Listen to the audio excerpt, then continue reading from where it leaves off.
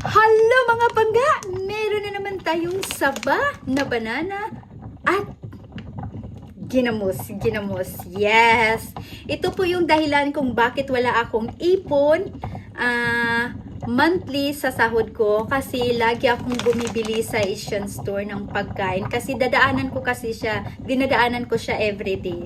So dati yung cost namin ng anak ko sa pagkain ay 3,000 to 3,500 lang, kasi talagang meron akong pintada kung magkano talaga yung cost namin monthly. So dati 3,000 to 3,500 lang, tumaas siya ngayon dahil lagi akong dumadaan sa Asian store at bumibili ng mga Filipino food. At dito po ako talaga, hindi ko talaga makontrol sobra. Pag pagkain Pinoy na talaga, hindi ko makontrol. Kaya ngayon, susubukan na natin yung pagkain Pinoy, banana at ginamos.